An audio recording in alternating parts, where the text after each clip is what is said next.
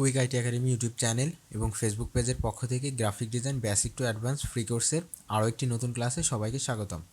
আজকের ক্লাসে আমরা তিনটা বিষয় শিখব: ক্যারেক্টার, প্যারাগ্রাফ এবং টাইপ। এই তিনটা বিষয় সম্পর্কে আমরা বিস্তারিতভাবে জানব। তার আগে আমাদের গত ক্লাসে একটা ছোট্ট বিষয় মিসিং ছিল, সেটা আমরা একটু দেখে নিব। সেটা হচ্ছে যে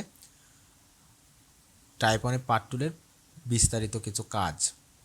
তো এর জন্য আমরা প্রথমে একটি ইলিপস নিয়ে নিচ্ছি। তো আমরা একটি ইলিপস নিলাম এবং এটার স্ট্রোকটা আমরা আরও বাড়িয়ে দিব। তো এটা বাড়িয়ে দিলাম। এখন আমরা কন্ট্রোল সি এবং কন্ট্রোল এফ দিয়ে আমরা একটু বাইরে ক্লিক করে নিই। এখন যদি আমরা কন্ট্রোল সি কন্ট্রোল এফ দিয়ে পেস্ট করি, অর্থাৎ কন্ট্রোল সিতে কপি এবং কন্ট্রোল এফে কপি ইন ফ্রন্ট। তো এটা করার পর আমরা একটু টেক্সট যদি আমরা কপি করে নিয়ে আসি, আমরা গুগলে চলে যাচ্ছি। তো এখান থেকে আমরা লরেম ইপসম টেক্সট সার্চ দিলাম।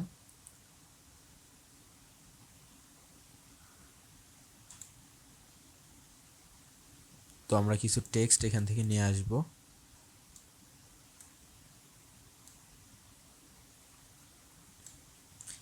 কন্ট্রোল সি দিয়ে কপি করলাম, ইলাস্ট্রেটরে চলে আসলাম। এখন আমরা টাইপ অনে পাথ টুলে গেলাম এবং এখানে কন্ট্রোল ভি দিয়ে পেস্ট করলাম। এখন এটির কালার আছে হচ্ছে কালো। যদি আমরা এটা সাদা দেই তো দেখেন এরকম আসলো, এবং আমরা এটার ফন্টের সাইজটা একটু বাড়িয়ে দিব।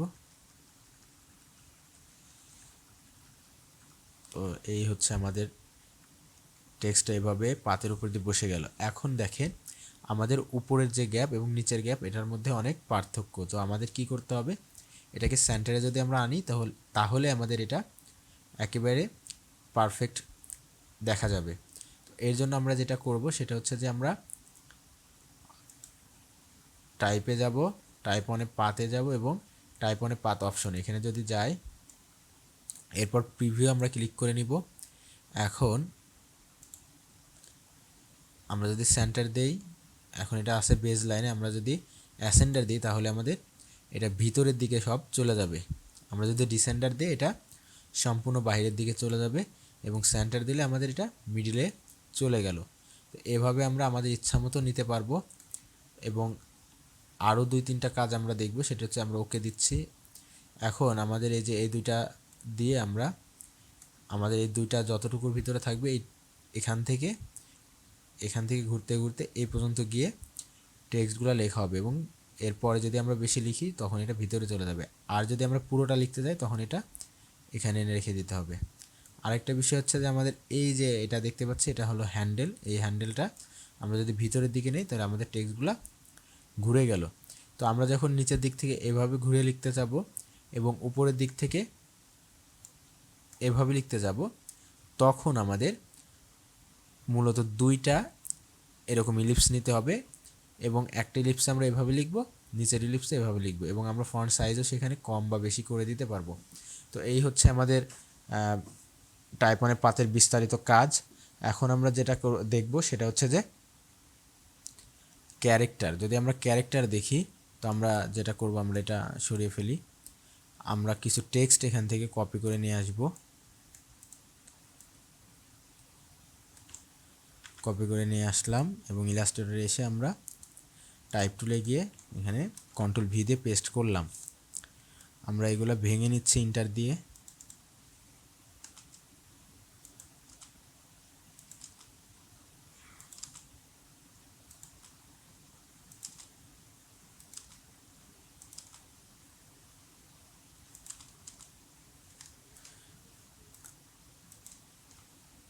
আমাদের এতটুকু যথেষ্ট, আমরা অতিরিক্তটুকু কেটে দিতে পারি।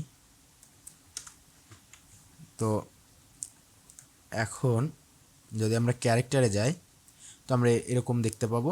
তো আমাদের প্রথমে যেটা আছে সেটা হচ্ছে যে এখানে আমরা সেট দ্য ফন্ট ফ্যামিলি, আমরা ফন্ট ফ্যামিলিটিকে এখানে সেট করব, এবং নিচে ফন্ট ফ্যামিলির যেটা আছে সেট দ্য ফন্ট স্টাইল, আমরা স্টাইলটা সেট করব। তো এখানে যদি আমরা একটা ফন্ট ফ্যামিলি দেই, আমরা মনসারেট দিতে পারি।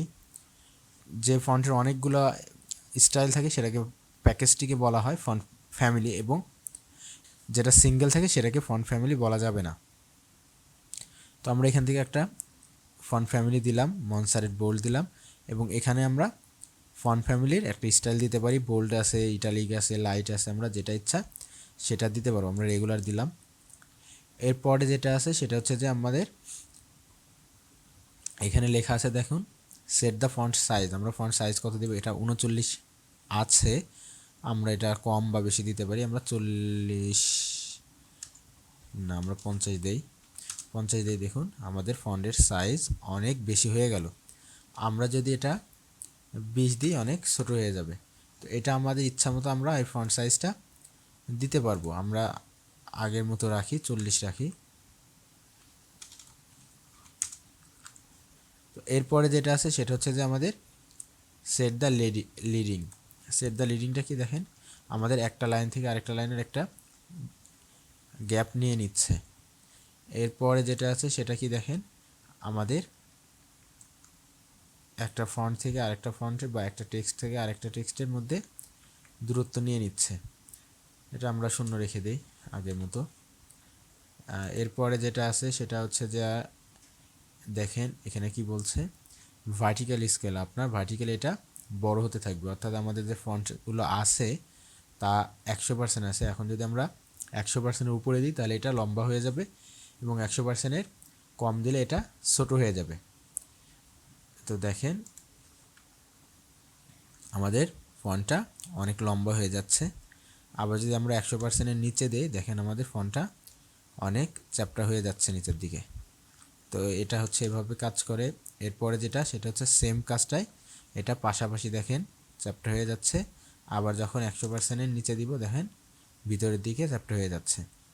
তো এটা হলো মূলত এভাবেই কাজ করে।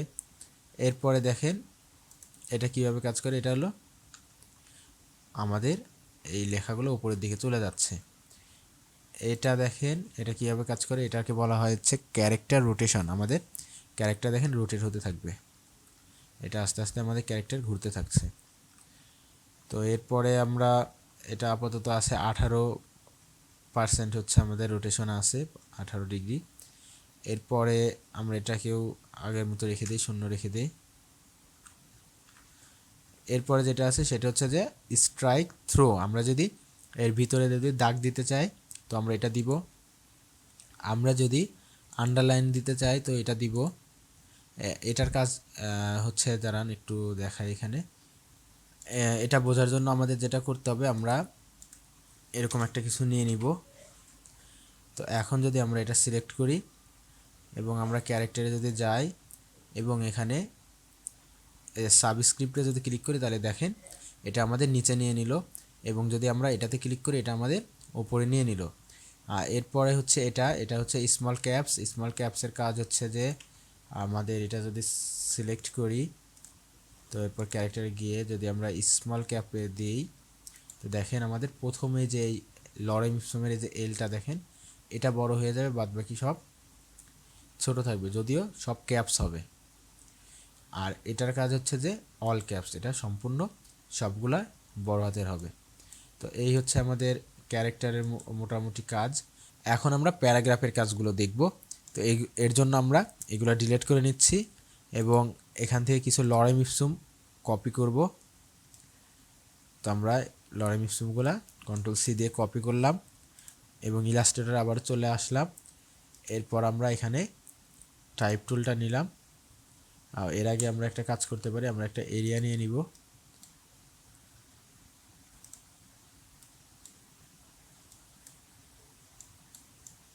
এই এরিয়াটা আমরা নিয়ে নিলাম এবং এর ভিতরে এটা কন্ট্রোল-V দিয়ে পেস্ট করলাম। তো এখানে দেখুন এই যে সংখ্যাটা দেওয়া আছে যার কারণে উপরের দিকে উঠে গিয়েছিল, এটা শূন্য দিলাম। তো এই হচ্ছে আমরা এইভাবে টেক্সটটা নিলাম। এখন আমরা প্যারাগ্রাফটা দেখব। আমরা যদি প্রথমেই যেটা দেখতে পাচ্ছি সেটা হচ্ছে অ্যালাইন লেফট, এটা লেফট সাইড থেকে অ্যালাইন করা আছে। আমরা যদি অ্যালাইন সেন্টার দেই তো দেখেন এটা সেন্টার দিকে অ্যালাইন হয়ে গেল, এবং অ্যালাইন রাইট দিলে দেখেন রাইট সাইডে অ্যালাইন হয়ে গেল। অ্যালাইন লেফট দিলে এটা লেফট সাইডে অ্যালাইন হয়ে গেল। এখন দেখেন এটা যেটা আছে সেটা হচ্ছে যে justify with last line align left, আমাদের লাস্টের লাইনে যদি সম্পূর্ণ না থাকে তাহলে আমাদের এটা লেফট সাইড থেকে জাস্টিফাই করবে। তো দেখেন আমাদের এগুলা সম্পূর্ণ জাস্টিফাই আছে এবং এটাও লেফট সাইড থেকে জাস্টিফাই করছে এবং এইটুকু ফাঁকা থাকা এটা ফাঁকা রয়ে গিয়েছে। এরপর আমাদের যেটা আছে সেটা হচ্ছে যে justify with last line in align centre, এটা লাস্ট লাইনটা সেন্টারে নিয়ে নেবে। দেখেন এরপর যেটা আছে সেটা হচ্ছে যে justify with last line align right, এটা রাইট সাইড থেকে জাস্টিফাই করে নিল। এবং এটা কি জাস্টিফাই অল লাইন, এটা পুরো লাইনটাই জাস্টিফাই করে নিবে। তো দেখুন এটা পুরো লাইনটাই জাস্টিফাই করে নিল। এরপরে যেটা আছে সেটা হচ্ছে যে এটা দেখুন কিভাবে কাজ করে, আমাদের রাইট সাইড থেকে সরে গেল, লেফট সাইড থেকে সরে গেল, এটা লেফট ইন্ডেন্ট অর্থাৎ লেফট সাইড থেকে সরে যাবে। এবং এটা হচ্ছে যে রাইট ইন্ডেন্ট, এটা রাইট সাইড থেকে দেখেন সরে যাচ্ছে। এটা দেখেন এটা হচ্ছে আমাদের প্রথম লাইনের থেকে সরে যাচ্ছে।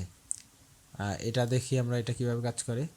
এর জন্য আমরা আলাদা যদি একটা নেই, টেক্সট নেই, তাহলে দেখেন কি হয়। আমরা এখানে একটা ইন্টার দিচ্ছি, একটু লাইনটা ভেঙে নিই। এখন আমরা যদি এখানে যাই এবং এখানে যদি আমরা ক্লিক করে দেখেন আমাদের একটা গ্যাপ নিয়ে নিচ্ছে এবং এখানে ক্লিক করলে সেম একইভাবে গ্যাপ নিয়ে নিচ্ছে। তো এই হচ্ছে প্যারাগ্রাফের মোটামুটি কাজ। এখন আমরা যেটির কাজ শিখবো সেটি হচ্ছে টাইপ। তো আমরা টাইপে গেলাম, রিসেন্ট ফন্টে যদি আমরা ক্লিক করি আমরা এখান থেকে আমরা ফন্ট চেঞ্জ করতে পারবো। এরপর যেটা আছে সেটা হচ্ছে যে রিসেন্ট ফন্ট, আমরা রিসেন্ট যে ফন্টগুলো ব্যবহার করেছি সেগুলো এখানে আমরা দেখতে পাবো। ফন্টের সাইজ, আমরা এখান থেকে ফন্টের সাইজ চেঞ্জ করতে পারবো। গ্লিপসে যদি আমরা ক্লিক করে দেখেন আমরা, এরপর আমরা যে কাজটি শিখবো সেটি হচ্ছে টাইপ। তো টাইপে যদি আমরা যাই তো এখানে দেখুন ফন্ট, এখান থেকে আমরা ফন্ট চেঞ্জ করতে পারবো। এরপরে যেটা আছে রিসেন্ট ফন্ট, এখান থেকে আমাদের রিসেন্টে যে ফন্টগুলো ব্যবহার করা হয়েছে সেগুলো আমরা এখানে দেখতে পাবো। এটির সুবিধা হচ্ছে যে আমরা যখন অনেক ফন্ট ব্যবহার থাকে আমাদের ইনস্টল করা, এর মধ্যে আমরা কিছু ফন্ট খুব বেশি ব্যবহার করি, তো আমাদের যে ফন্টগুলো রিসেন্টলি ব্যবহার করব সেগুলো এখান থেকে আমরা খুঁজে নিতে পারবো। এরপর যদি সাইজ দেখি এখানে আমরা ফন্টের সাইজগুলো এখান থেকে বের করতে পারবো বা চেঞ্জ করতে পারবো। এরপর গ্লিপস, এখানে যদি ক্লিক করি আমরা অনেকগুলা স্টাইল এখানে দেখতে পাবো। তো এরপরে যেটা আছে সেটা হচ্ছে যে কনভার্ট টু টাইপ পয়েন্ট, এখানে যদি ক্লিক করি আমাদের এটা এভাবে কনভার্ট হয়ে যাবে। এরপরে যেটা আছে সেটা হচ্ছে যে ফাইন ফন্ট, আমরা যদি ফাইন ফন্ট দেখতে চাই তো আমরা এখানে আর কয়েকটা স্টাইলের ফন্ট নেই, দেখি এরপরে কীভাবে করে।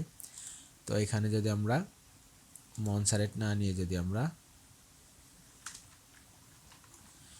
এরকম একটি ফন্ট নিলাম এবং এখানে আরেকটা ডিফারেন্ট ফন্ট নেই, দেখি কিভাবে কাজ করে এটা। তো আমরা তিনটা ফন্ট নিলাম।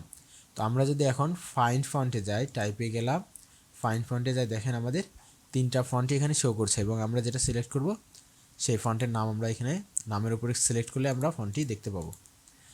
তো এবং এখান থেকে আমরা ফন্টগুলো চেঞ্জও করতে পারবো। যদি আমরা এই রকওয়েল ফন্টটা চেঞ্জ করতে চাই তো আমরা এখান থেকে ফন্টটা চেঞ্জ করতে পারবো। শুধুমাত্র এখানে একটা ক্লিক করব এবং এখানে চেঞ্জ দিলাম এবং এখানে ডান, দেখেন আমাদের এই ফন্টটা চেঞ্জ হয়ে গিয়েছে।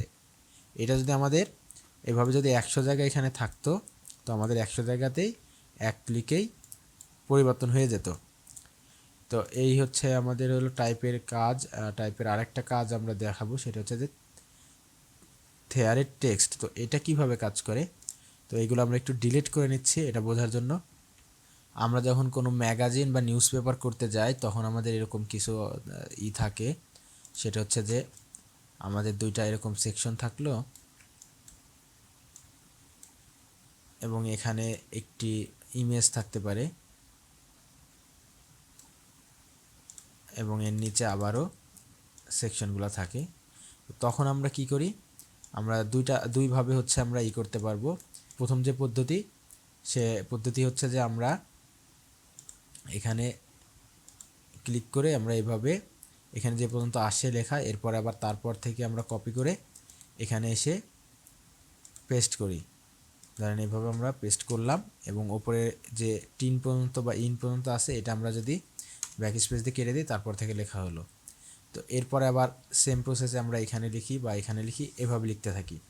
কিন্তু আমরা একদম একেবারে ইজি যে পদ্ধতি ব্যবহার করে লিখতে পারবো সেটি হচ্ছে যে আমরা যদি